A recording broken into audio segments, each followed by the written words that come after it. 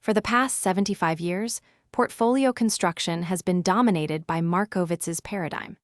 In this video, we'll see how recent advances in machine learning, graph theory, and random matrix theory help address some of the pitfalls of convex portfolio optimization.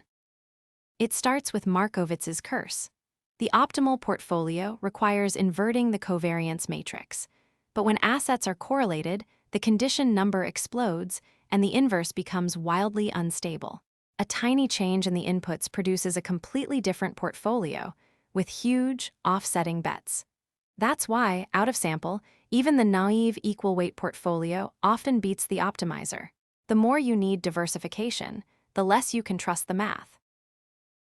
The first insight is that the covariance matrix is mostly noise. Random matrix theory tells us exactly how much.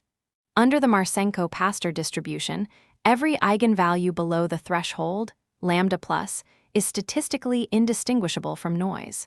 Denoising shrinks those noisy eigenvalues to their common average, while leaving the genuine signal untouched.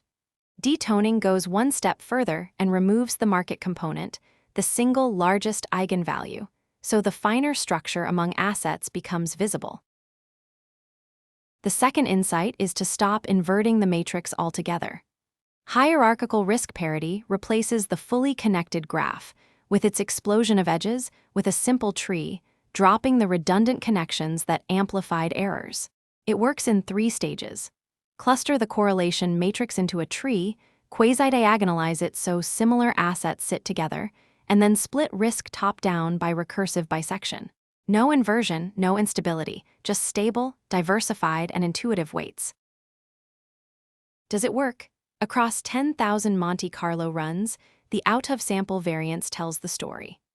Markowitz's critical line algorithm, whose entire objective is minimum variance, ends up with the highest variance of all, about 72% more than hierarchical risk parity. In practice, that lifts the out-of-sample Sharpe ratio by roughly 31%. Spectral risk parity takes risk parity into eigenspace. By diagonalizing the covariance matrix, the principal components become uncorrelated, so the unconstrained equal risk allocation has a simple analytic form. Allocate to each selected principal component in inverse proportion to the square root of its eigenvalue. The method uses the Markowitz-Pastor spectrum of the correlation matrix to separate informative principal components from noisy ones. It then builds a long-only portfolio that tracks the principal component risk parity target while explicitly penalizing exposure to the noisy components. The portfolio is therefore designed to be robust to estimation noise. In Monte Carlo experiments and in real out-of-sample tests with purged cross-validation, spectral risk parity delivers higher risk-adjusted returns than both the minimum variance and equal risk contribution portfolios. The reason is simple. By cutting exposure to the noisy eigencomponents, it avoids the very instability that drags Markowitz down. Nested clustered optimization attacks a subtler problem, instability caused not by noise, but by signal structure itself. First, it clusters the covariance into blocks of highly correlated assets and optimizes inside each block. Then it collapses every cluster into a single superasset, producing a reduced matrix that is almost the identity and easy to optimize. Optimize across the clusters, recombine the intra- and intercluster weights, and the instability stays trapped inside each cluster, never propagating across the whole portfolio. The payoff is dramatic. In Monte Carlo experiments, nested clustered optimization computes the minimum variance solution with only 45% of Markowitz's estimation error, a 55% reduction. For the maximum Sharpe portfolio, the error falls by 58%.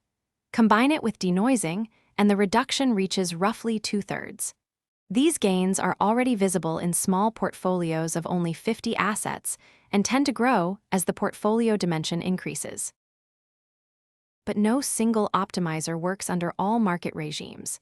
That's the idea behind MCOS, Monte Carlo optimization selection. Take your inputs, simulate many plausible paths, and measure the allocation error of each method. Markowitz, HRP, SRP, NCO. Then allocate funds to all of the methods in proportion of their success ratio. Rather than betting on one allocator, you allocate to allocators. This approach diversifies both asset risk and model risk. So here is what to remember. The covariance matrix is mostly noise, so filter it with random matrix theory. Replace matrix inversion with hierarchy, and HRP gives you stable, diversified portfolios. Work in spectral space, and SRP delivers robust risk parity across signals. Contain instability with clustering, and NCO cuts estimation error by half or more. And diversify model risk, not only asset risk, with MCOS allocation to allocators. This research has helped reshape how the industry builds investment portfolios. As Campbell Harvey puts it, machine learning is the second wave of quantitative innovation, and it will touch every aspect of finance. And as Frank Fabazi writes, everyone who wants to understand the future of finance should study these solutions. The second wave has arrived. For more information, visit www.quantresearch.org.